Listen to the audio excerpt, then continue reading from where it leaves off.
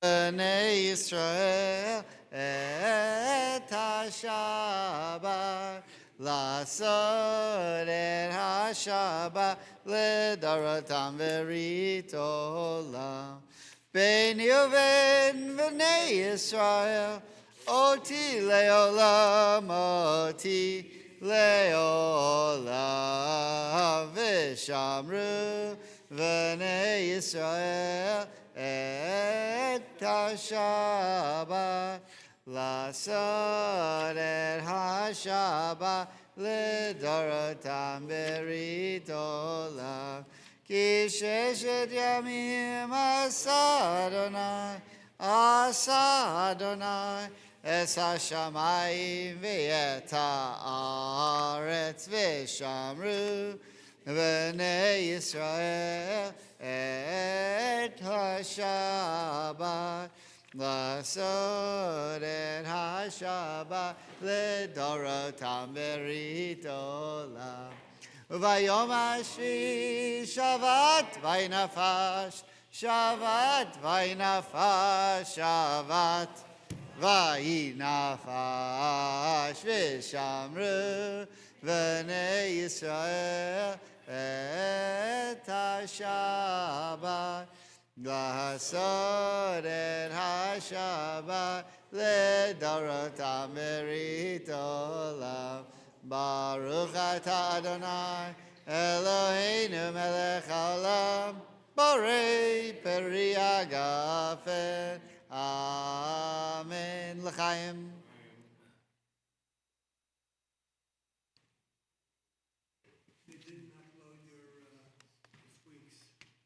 Really? I sent it to them.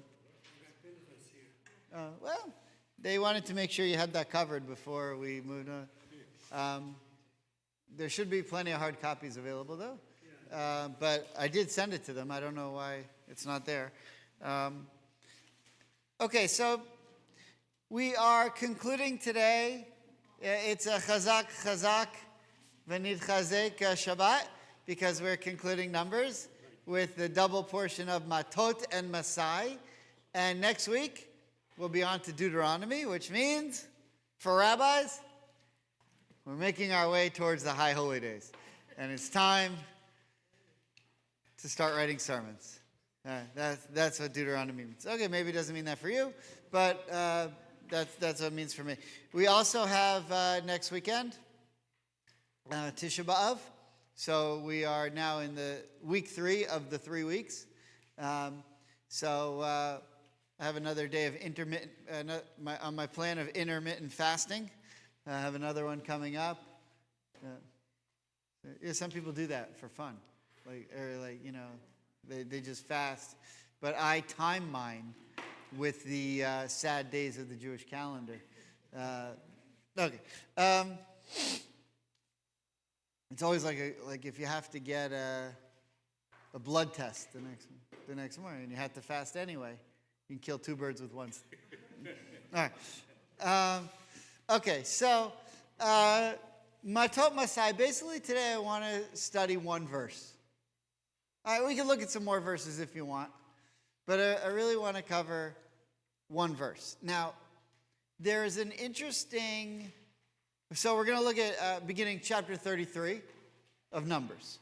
And you'll note if you look at the sources, maybe 2 verses. I've given you 3 pages of commentary on 2 verses.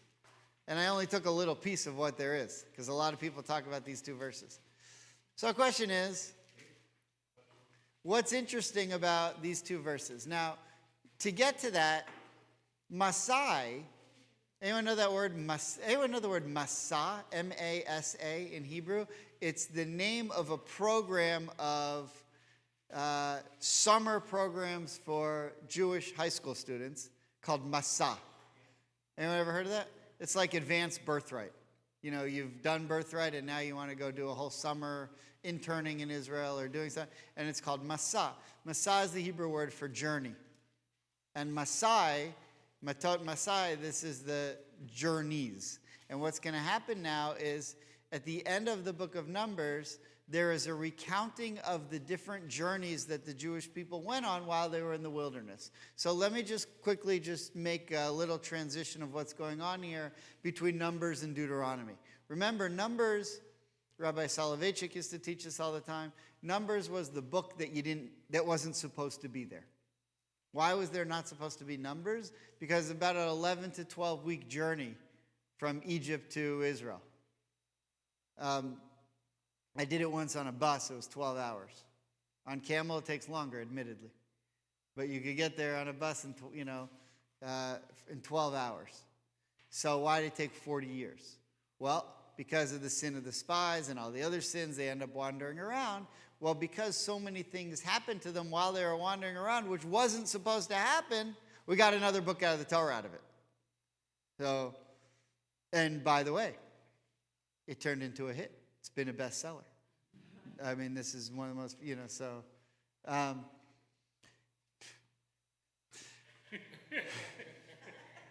so. This book, we didn't need it. If we didn't have the sin of the spies, we would have went from Mount Sinai to Israel, and we wouldn't have the 40 years and all the things that happened. Okay, so now we do have it. Well, what happened? From the time the Jewish people left Egypt until the time they came to Israel, there were 42 different encampments.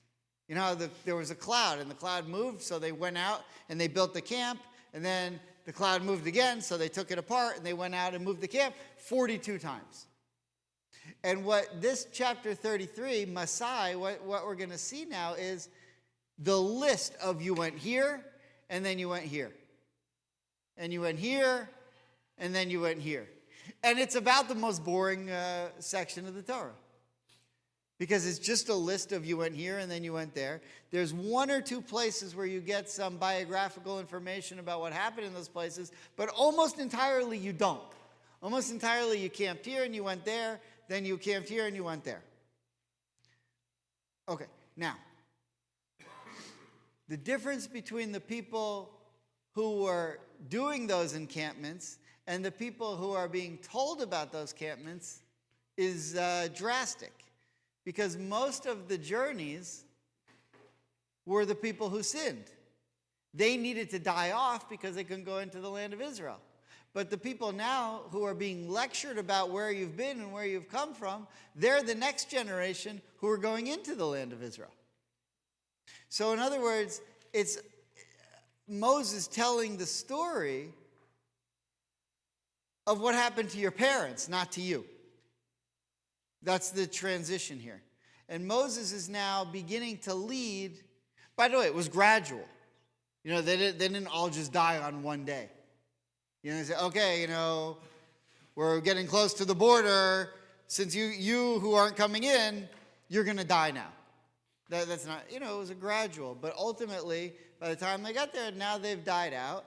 And the new generation who grew up in the wilderness, and listen closely, weren't really slaves. Or if they were really little. So they don't really have the slave experience. And they probably don't necessarily remember Sinai that well or weren't born yet. Right? This is a different generation. But they're now being told what happened. So, how much of this do you need to know? I mean, how much of your parents' story do you need to know? So, you ask about your parents. Like, I could tell you, okay, my parents went to high school here. They went to college here. Did a residency here. First job here. Can I tell you, what he studied, freshman year? How much detail do I really need? So, now we're not going to get so much detail.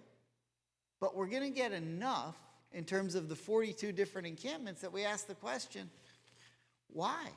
Well, what do we need? What do we need to know all 42 encampments for? Okay, so there are a number of different approaches from the rabbis about why we need to have this chapter 33, why we need to know this stuff. And there's a lot to learn from each of the different approaches that I think is very much It's very much something that each one of us could use in our own lives. Now, one last point, and this is, I'm going to work hard to stay away from this morning, but during the minyan today, maybe we'll get into it a little bit. When Israel's at war, we've no generation's really ever had to live with this, except for the last 77 years. But if you go back, the 1500s, the 1600s, the 1700s, they're reading through this stuff, and it doesn't look prophetic because there's no Jews in Israel. But now if there's Jews in Israel and they're fighting in Israel, then it looks prophetic because what's happening here happens again. You have a group of people on the border trying to get into Israel to go and fight and conquer the land. That's Deuteronomy. They're on the border, and then Moses dies. The Tanakh picks up with Joshua. They cross over, and they go fight. And so you read this stuff, and you say, whoa. Then you read the newspaper, and you say, holy cow, this stuff's really happening. But if you go back 400, 500, 600 years ago, it was just the stuff of legend. Now we're living in a time where, and so now our generation looks at it and says, wow. Are there comparisons here? And it's very interesting. So, okay, maybe we'll get to that during the minyan, but we've covered enough politics for this session, which we try almost never to do in Torah study. So, okay, so let's begin. Numbers 33:1. And, I don't know that we need to look at every single journey, but let's get a taste of what it looks like. Okay, chapter 33, verse 1 of Numbers. Norman, here we go. Could you, the microphone, please. For the folks at home, Shabbat Shalom to everyone at home. Cliff and Margie and Daniela and whoever else is listening at home, Shabbat Shalom. Susan, Shalom. Okay. These were the marches of the Israelites who started out from the land of Egypt, troop by troop, in the charge of Moses and Aaron. Moses recorded the starting points of their various marches as directed by the Eternal. Their marches by starting points were as follows. They set out from Ramesses in the first month, on the 15th day of the first month. It was on the morrow of the Passover offering that the Israelites started out defiantly in plain view of all the Egyptians. The Egyptians, meanwhile, were burying those among them whom the Eternal had struck down, every male firstborn, whereby the Eternal executed judgment on their gods.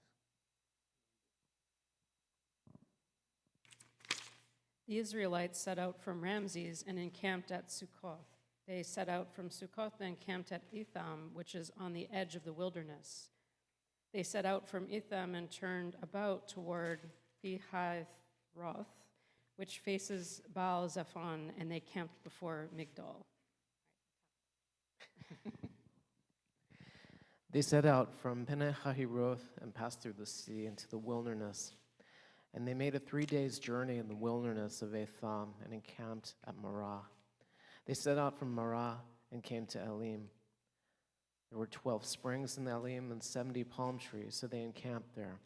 They set out from Elim and encamped by the Sea of Reeds. They set out from the Sea of Reeds and encamped in the wilderness of Sin. They set out from the wilderness of Sin. Okay, so you get the idea, right? I mean, we could go through all 42 camps, but at this point, it's... Now, occasionally there is, if you read through it, you get maybe like an interesting... if we keep going from here, you get an interesting tidbit or something. Usually it's like, this is the sin that they committed while they were there. That's usually... my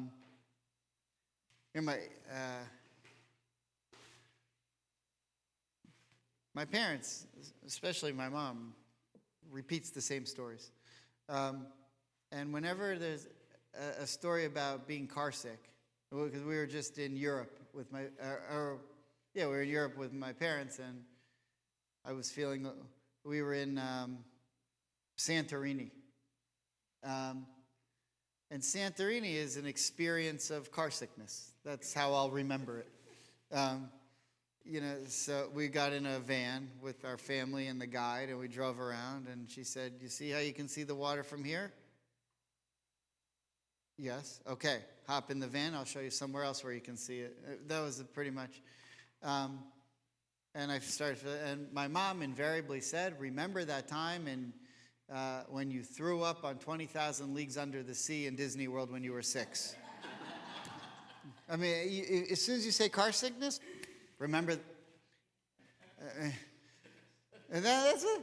Remember the time you were in Marah? That's when you complained that you had no water.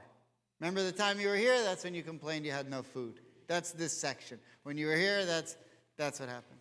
Carol?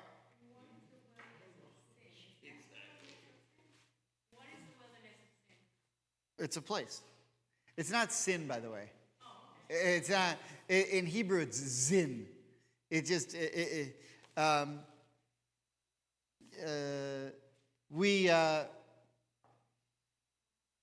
Hebrew, it's spelled differently. It has nothing to do with the English word sin. We have some zins in our congregation, and their home is the wilderness of Zin. Okay. What? No. Yeah. No. Okay. So, I want to point out one interesting idea here, which is in verse 2. Who wrote the Torah? I mean, according to tradition. I know most of you think it was a guy named J, or someone named E. But according to tradition, that's a documentary hypothesis joke. This is a tough crowd this morning. Some of this has been very good material, just totally wasted. Who wrote the Torah according to tradition, with the exception of the last few verses? Moses. So everything in the Torah, according to tradition. I mean, you might say, I don't believe that. It was written by whoever. It was written by a few Jews who were in, the West Bank 6 weeks ago. Whatever you believe is fine. But according to tradition, Moses wrote it. He wrote all the verses. So why would you ever tell us Moses wrote? We know that, right? He wrote the whole thing. If you had to tell us every time he wrote a verse, you'd have to start every single verse, and he wrote. So the fact that verse 2, the fact that verse 2 starts, Moses wrote, right? In Hebrew, Vayichtov Moshe, and Moses wrote must mean something, right? Now, why would the Torah tell us he wrote it? Okay, fine, the Torah tells us that. Now, what is it that he wrote? He wrote all of these journeys, meaning he was keeping track of, we were here, and then we went to here. We were here, and then we went to here, and he wrote out the whole journeys. Okay, now, then it says, Moses wrote, my translation may be a little different from yours, because it's better, but here's what it says. Moses wrote their goings forth according to their journeys. Is that what you have? Okay. But look what it says, at the bidding of God. Meaning that God told him to write these things down. But again, okay, so now we know why Moses wrote it down, but didn't God tell him everything to write? You think there were some parts of the Torah Moses said, you know what, I'm going to go off on my own here. Here's what God's telling me, but I'm going to add in my own comments. No, he wrote everything, or at least according to the tradition, as God told him. But here we have, and he wrote down according to what God told him. But the question remains, yes, so what? That's every verse. So why do we need that? And I think it's probably to ask the question that most readers would ask is, we're now about to read, they came from here and they went to here, they came from here and they went to here, and we might say, who cares? And so what this verse comes to tell you is, Moses wrote it down because there's an important reason for it. It's so important that God told him to write it down. But maybe also, God told Moses from the very beginning, I want you to be keeping track in written form of where we're going. So when I tell you to go now and write down where we were, you already have the list. You've been keeping track of where we've been. Now, I'm not saying why yet. I'm just saying that may have been something that was happening.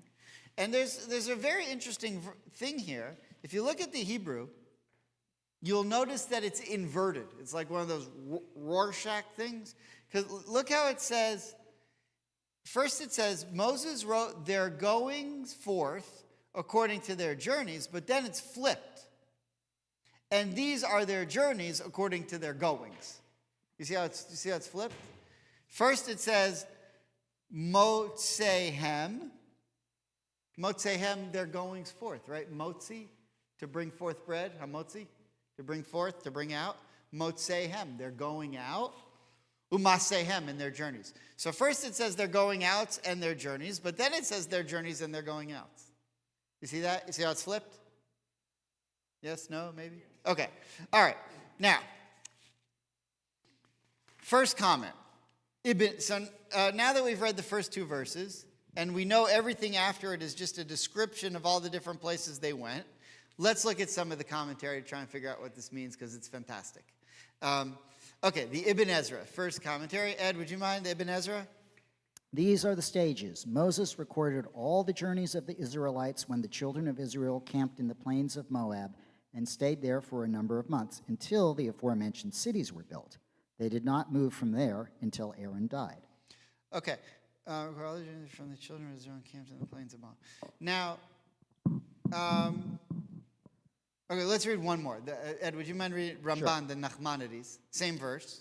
His intention in so doing was to inform parenthetical future generations of the loving kindnesses of the Holy One, blessed be he, towards them. For even though he had decreed upon them that they had to move about and wander around in the wilderness, you should not think that they were continually wandering and moving around from place to place without any rest. For throughout all this long period of time, they only went on 42 journeys, as the Rabbi Rashi wrote, citing the words of Rabbi Moshe the preacher. Right, there was this, Rashi had a teacher. His name was Moshe HaDarshan, and he quotes him. These are some of the things I learned from Moshe HaDarshan. I don't know if it's very subtle here. The things that we're going to pick up here are very subtle. But not all of the journeys were bad. You know, we think of the journeys as a punishment. Why are they journeying? Why are they going in these weird circles? Because of the sin of the spies. So the journeys are meant to be a punishment. Otherwise, you could just go straight to Israel and start fighting the war and draining the swamps and doing all the really fun stuff. It's not so easy to build a country. But the journeys are pretty much, from what we understand, a punishment. If you've ever looked at the Sinai wilderness on a map or on Google Maps, you see how barren it is. You see how rocky. It's very inhospitable. In fact, it's a place that you can't survive.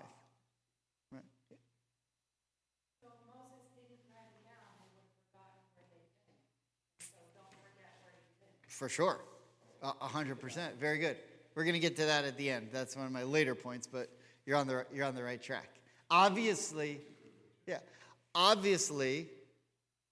there's a reason they're writing this down, and the only point of that is to say, here's where you've been, and here's how you got to here. Here's how you got to where you are now, which is a different way of saying the same thing.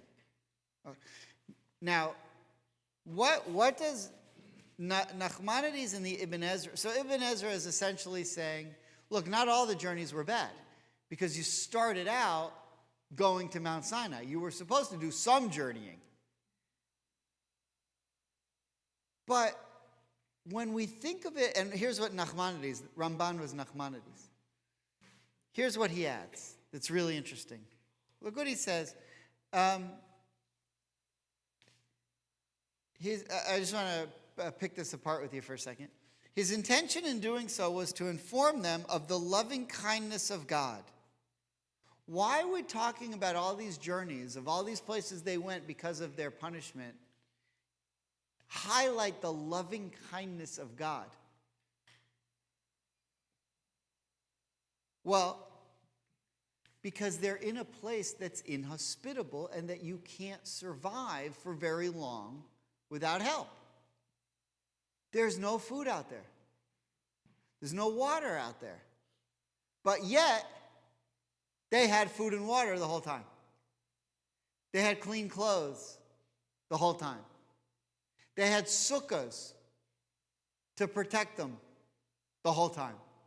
And so the point of showing that you were wandering for this long, anybody who read this later on in life would have, if they would have said, you know what, let's go back and see what happened. And let's do their journey. Let's spend 40 years wandering in the wilderness like they did. And realize we can't just bring food and order pizza, and we can't just do that. They didn't have anything. I mean, they had the cattle and stuff that they took out, but okay, you want to schlep some sheep around the wilderness, be my guest. There's no way to survive. There's no way to survive. But yet they did. And so the point of showing the journey was to show that God took care of them the whole time, even while they were being punished. Not only did he take care of them, he really, to a certain extent, coddled them while they were being punished. Okay, lots of hands. Can we pass the mic around as we go? Start here and go this way. Or Richard's after Ian. Okay, in the Ibn Ezra paragraph, it says, until the aforementioned cities were built. What does that mean? It means if you go there, you say, oh, wow, looks great. There are these cities here. But I say, no. They were there before those cities were there. Right, and they built the cities? I mean, no, the cities were built by other people. But now, if you went there now, the Moabites have already built it up. But back then, there was nothing there. It was barren. And so I think he's making the point that there were no inns, there were no rest stops, there was no nothing. God, if it wasn't for God taking care of them, they wouldn't have survived. I think that's the point. So basically, Moses and Aaron, they were the new tour guides before Abercrombie and Kent. Yeah, sort of. Okay. They weren't as expensive. They weren't as expensive. Okay. Rabbi, is it possible that the reference is to whatever the Gadites and Reubenites were going to build? Yeah. It's possible, although I don't think they built much there, but it's possible, yeah. Richard? And then... I, so far, see this as a historical lesson, actually an exercise of the difference between want and need. Okay. And what I hear from these remarks is that, why do we need to know where they went from this, that, to the other? And as they circle about, they're retracing their steps. It's like studying your past. 100%. And perhaps in that repeat of a repeat of a repeat of a repeat, like we read this Torah every year, it's a different person reading it, but we take away different lessons. Yeah. Perhaps in that repeat of the repeat of the repeat, those that were intended to die off were learning lessons that, as parenting does, miraculously transmits itself in some mysterious way to our children. Uh-huh. Perhaps those lessons that we are being taught and learned of the difference between want and need gets transmitted to the next generation. Yeah, okay, so I started off by saying, you don't need this book. We wouldn't have this book if they didn't sin. But that's like saying you can advance to adulthood without being a child. Right? That's like saying you can be an adult without having to learn mistakes, the rules of the world, and so forth. One of the things you never... I don't know if you've ever noticed this. I notice this a lot because of a lot of the work that I do. But it's hard to tell that someone's a narcissist until they're older. Because when you're in high school and college, everyone's a narcissist. Nobody's married. I mean, maybe there's like that one guy who got married, but nobody's married. Nobody has kids. Nobody's really been through anything. Everyone's trying to find out who they are. Everyone's trying to achieve.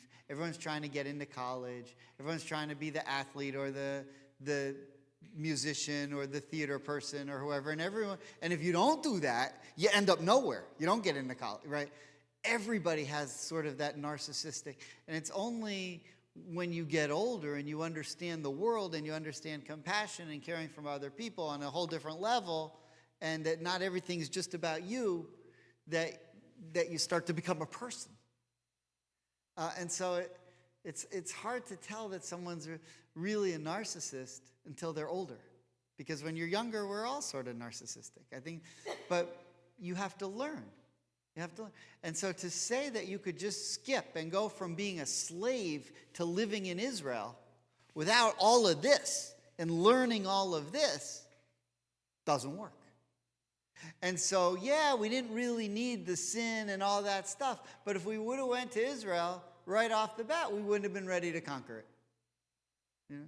It's like an interesting idea. Okay. All right. Let's look at Rashi. I know there's a lot of commentary just on one verse, but trust me, reading the commentary is more fun than reading they went to this place, then they went to that place, then they went to this place.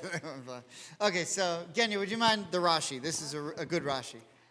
These are the journeys, stages of the children of Israel. Why are these stations recorded here? In order to make known the loving acts of the Omnipresent, that although he had decreed against them to make them move about and wander in the wilderness, you should not think that they wandered and moved about without cessation from one station to another station all the 40 years, and that they had to rest, for you see that there are here only 42 stations. Deduct from them 14, all of which were their stopping places in the first year after they left Egypt, before the decree was made. Right, so they only made 28 stations of traveling from the point of the sin. 14 of the stages would have happened anyway as part of the leaving Egypt and getting to Mount Sinai and all that. Those were normal planned stages. You know, sometimes when I used to lead trips to Israel, you know, if you've ever been on a temple trip to Israel, you go for like 2 nights to Tel Aviv. But the first day is not really a night because you're exhausted from the flight, and then 2 nights to a kibbutz in the north, and then 1 night to like Tiberias, and you're living out of your suitcase for like half the trip, 5-6 days, and then you get to Jerusalem, and you tell the group, we have 5 nights in this hotel. You don't have to pack for 5 nights, and they're like, oh my, like they just can't believe it. So this is like, what Rashi's saying here is the point of saying this, the point of telling you about all the stops is that 28 stops over a 38-year period isn't that many, right? Which means the overwhelming majority of the time, they were not schlepping. The overwhelming majority of the time, they were in one place. They weren't constantly, God wasn't making them constantly schlep around and punishing them so much all around. Every once in a while, God said, you look a little too comfortable. You see how you're here? Let's go there. Right? And so they did that, which, by the way, reminds us of a shepherd with sheep to a certain extent, which is the shepherd we're supposed to be following, right? It's an interesting idea. But it wasn't, the point of, Rashi's point here is saying, the point of all of the different stages is to show that it wasn't meant to just be a complete punishment, that they were being punished all the time. Most of the time they were staying in place and God was taking very good care of them. That's what we're seeing from the commentators so far, from Rashi, from Ramban, from Ibn Ezra, that this was still a loving relationship.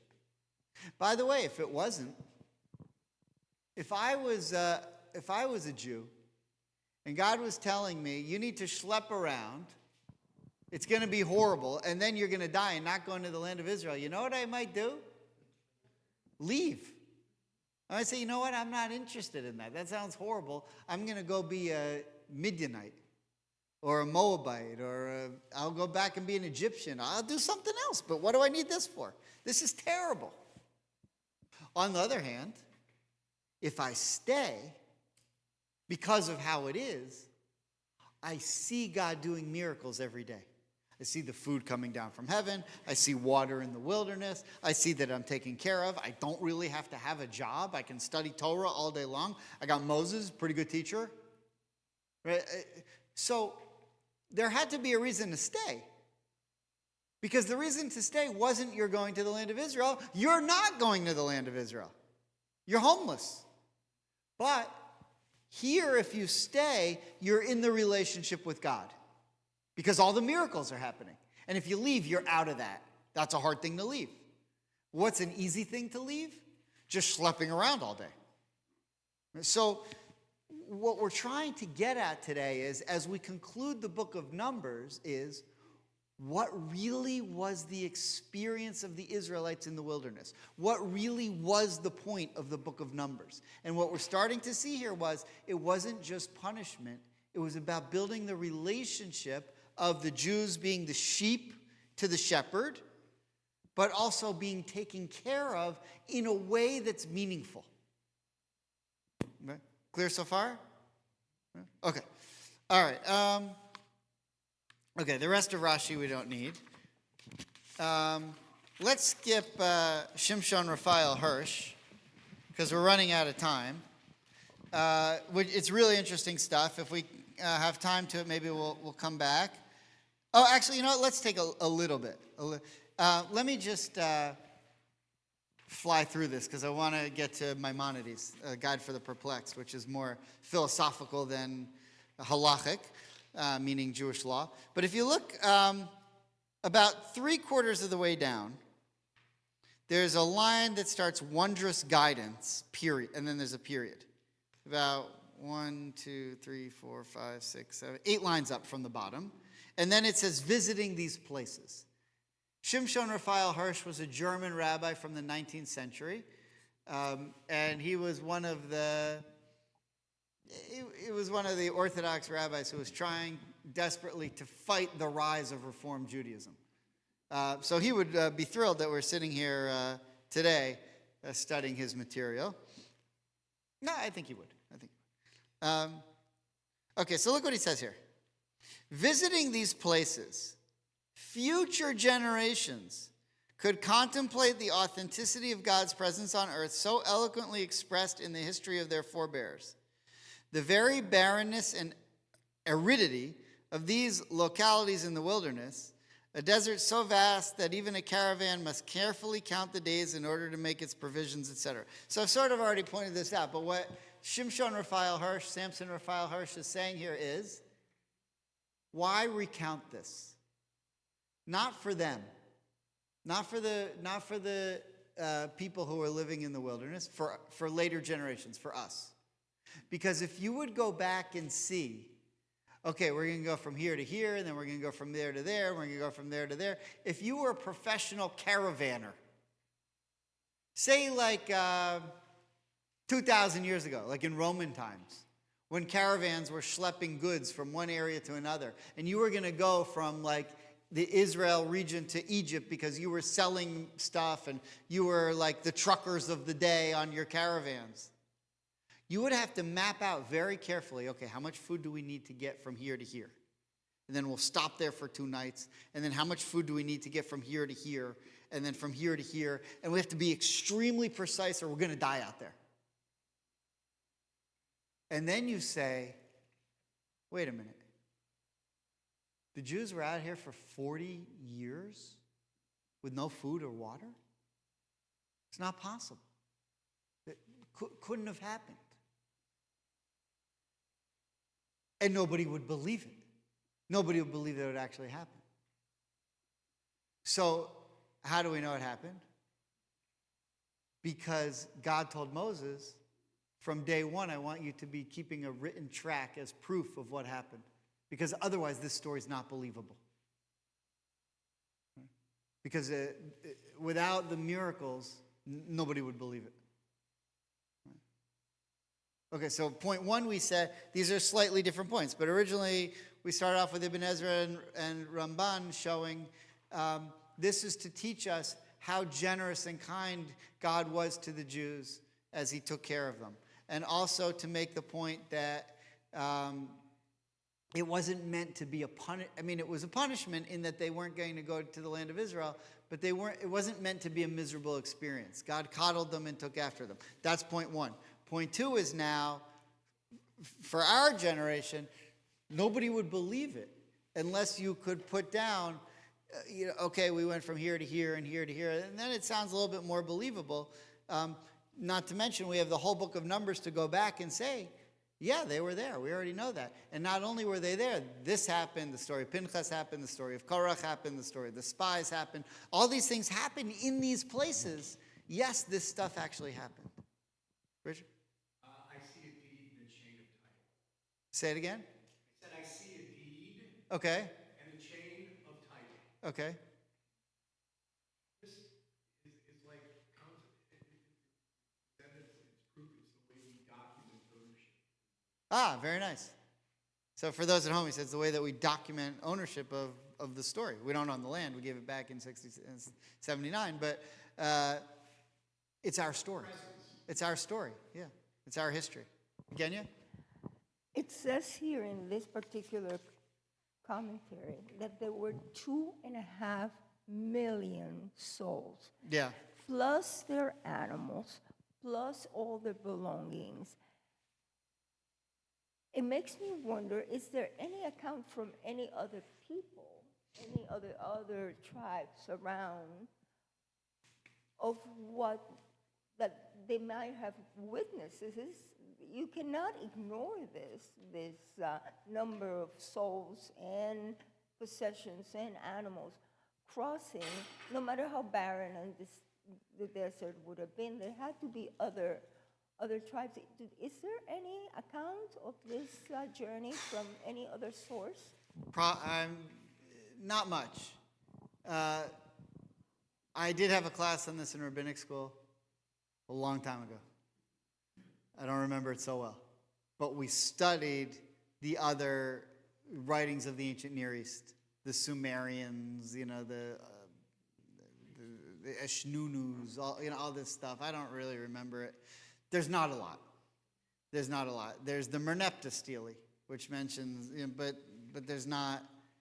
Unfortunately, there's not a lot, which means to say we don't have a lot of proof that the Jews were, in Egypt at any particular point outside of the Merneptah stele, which you can Google. But there's not a whole lot out there. There are bits and pieces, but honestly, I don't remember that much of it. I have a good book in my office if anyone wants to or read it. I haven't looked at it a lot since rabbinic school, although from time to time I take it out. It's a really good question. The answer is no. There's not a lot. There's not a lot. Okay, let's wrap up with Maimonides from the Guide for the Perplexed. So if you see, Annabelle, would you mind reading where it says "of this kind"? Of this kind is the enumeration of the stations of the Israelites in the wilderness, Numbers 33. At first sight, it appears to be entirely useless, but in order to obviate such a notion, Scripture says, "And Moses wrote their goings out according to their journeys by the commandment of the Lord." It was indeed most necessary that these should be written, for miracles are only convincing to those who witnessed them, whilst coming generation who know them only from the account given by others may consider them as untrue. But miracles cannot continue and last for all generations. It is even inconceivable that they should be permanent. Now, the greatest of the miracles described in the law is the stay of the Israelites in the wilderness for 40 years with a daily supply of manna. Right. There's no greater miracle in the history of our people than the fact that food rained down every single day, not on Shabbat, but double portion the day before. Food rained down from heaven every single day for 40 years. It was ridiculous. It's you can't. I mean, there was the whole creating the world thing. That might have been a little bit of a bigger miracle. Maybe. Yeah. You know what's amazing is what people will believe and they won't believe. I don't believe God gave the Torah to the Jews. Okay. You believe God created the world? Yeah, well, that I believe. So he created the world, the whole world. But giving a book to a few people, that's beyond your imagination. Okay. Well, when you put it that way. Yeah. I told you about the thing with the camels, right? Abraham riding the camels. So I was once with these Orthodox guys in Charlotte, and I was only a few years out of HUC, so I still believe some of the things they taught at HUC about Bible. That it was written by people in a cave somewhere or something like that, like 600 years ago. So there's this story about camels. And I'm arguing with these Orthodox students about the authenticity of the Torah.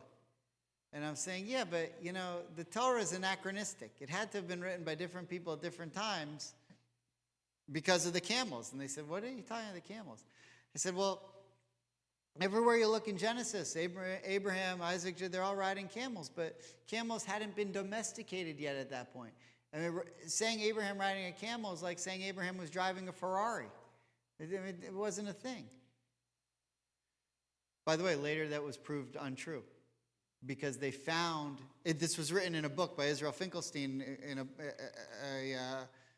Israeli archaeologist who wrote that we have no proof that camels were domesticated. Well, after he wrote that, they found a stele. They found a thing from a king in Syria who said he had camels, and he lived before Abraham, so people we know were riding camels, and it's not so anachronistic. But at the time that I said this, that's what we knew. So there's a story in the Midrash that that Abraham was forced to bow down to an idol by Nimrod, and he refused to do it. And they said, if you don't do it, we're going to throw you in this fiery furnace and you're going to burn to death. And Abraham said, fine, do that. And they threw him in the fiery furnace, and the furnace didn't harm Abraham, and Abraham got thrown out. And the first thing this Orthodox kid said to me is, you think Abraham could survive the fiery furnace and not figure out how to ride a camel? And I said, okay, when you put it like that. All right, whatever. Okay, so this is a big miracle. Let's see, is there anything else I need from Rambam?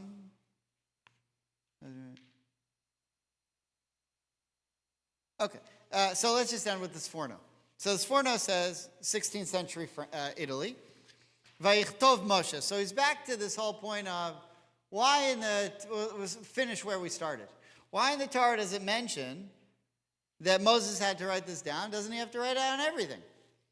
So the Sforno says, he wrote down the name of the places towards which they were setting out, as well as the names of the places for which they had started that particular journey. Okay. The reason why we find sometimes the objective mentioned first and other times the place of departure is due to the fact that sometimes the people were glad to get away from a certain place where unpleasantness had occurred, right? Where the sin of the spies was, where the revolt of where the revolt of Korach was, where they complained about the food, whatever. There were different places where something bad happened. Whereas other times, they were merely glad to arrive at a new destination, hoping for a pleasant stay in their new encampment. And sometimes it was nice just to go for a trip. One of the most vexing aspects of all these journeys was that the new objective had never been announced beforehand, so that the people were always in the dark about what the next day would bring.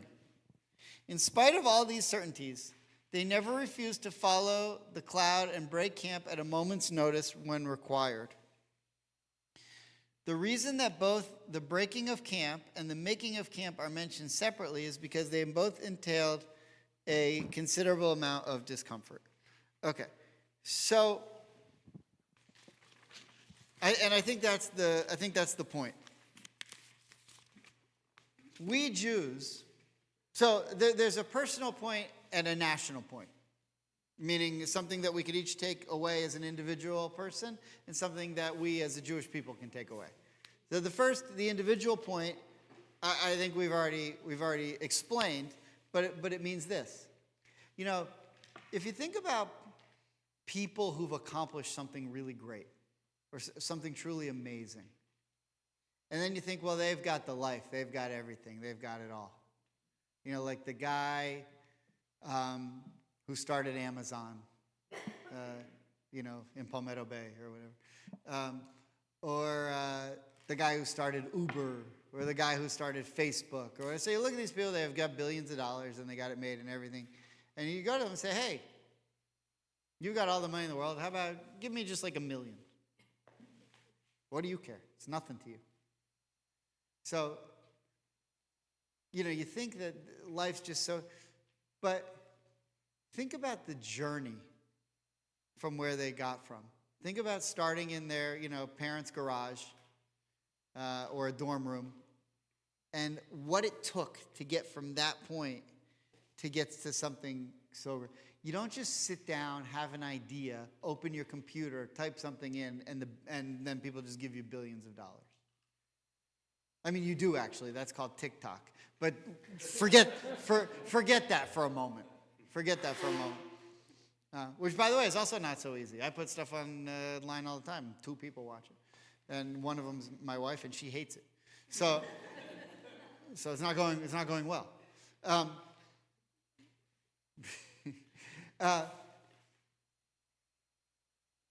To accomplish anything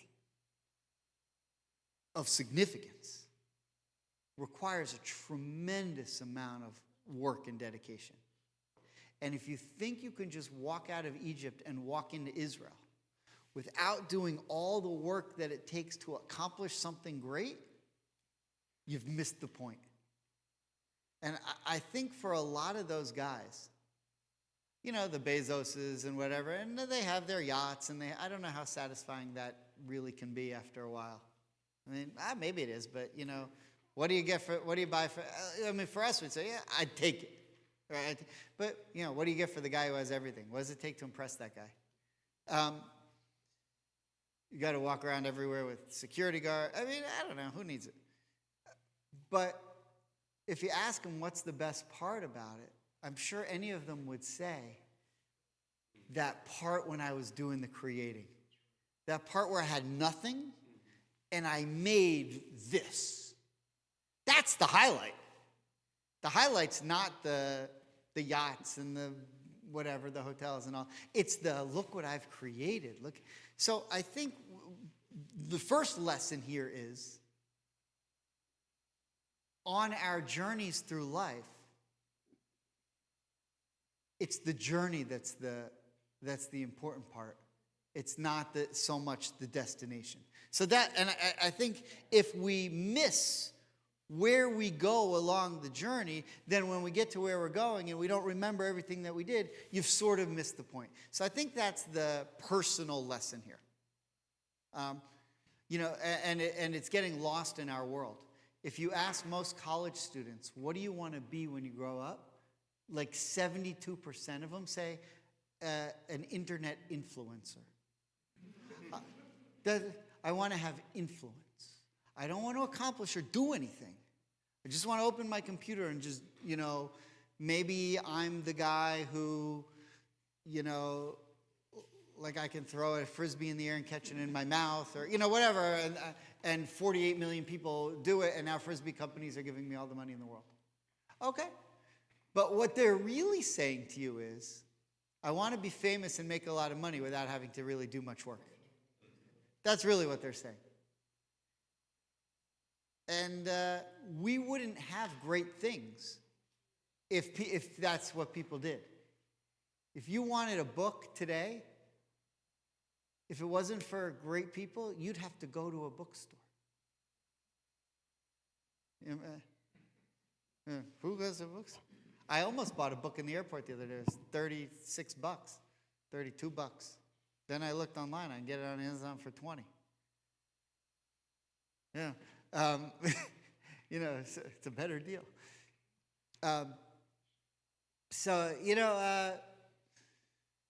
Now, the national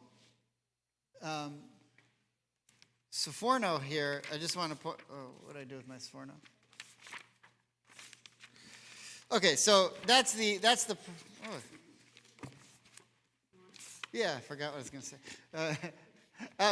So the original thinkers, I think, gave us the individual type of view. Oh yeah, smart. Okay.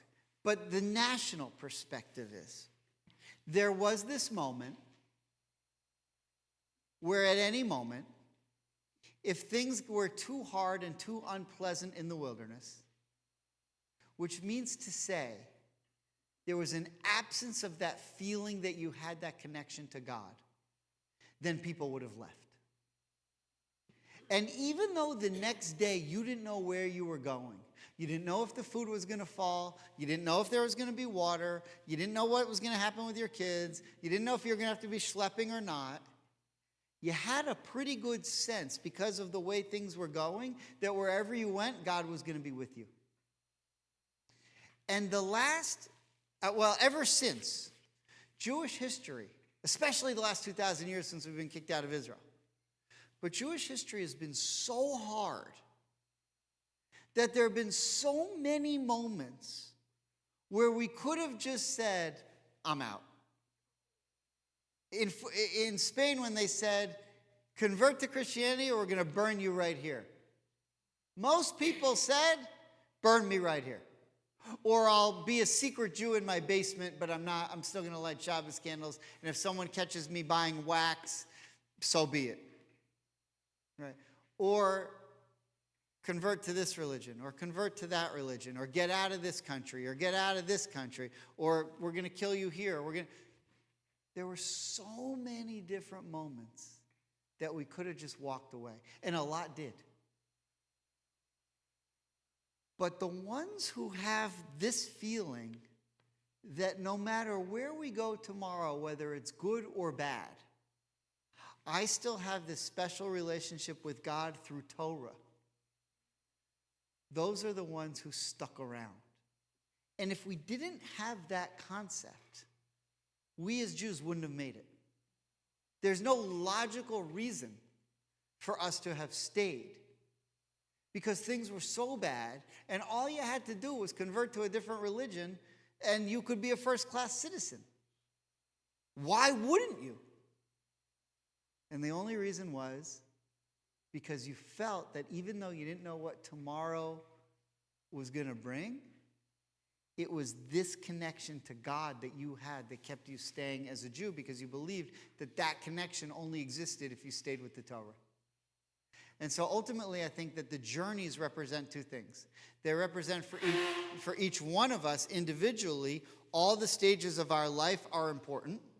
And if you miss out or forget about them, you sort of forgot who you... If you forget where you've been, you sort of forget who you are. And two, we don't know where we're going. But we never have. From the very beginning, we didn't know what was going to be the next day. But the one thing that we knew was that if we stuck with the journey, then we would be the sheep following the right shepherd.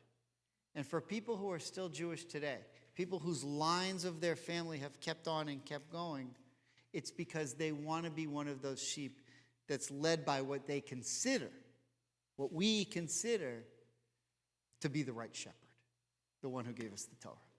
Okay, Shabbat Shalom.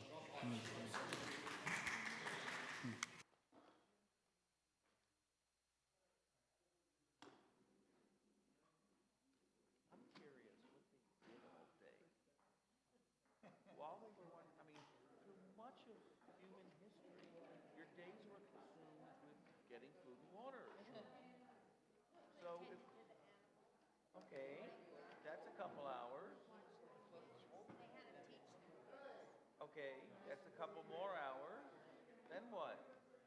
An awful lot of leisure time, it seems to me. Right. Which they did. Which they did. I mean, I know that they had disputes with each other because if you read, they set up courts and resolving disputes and what do they do?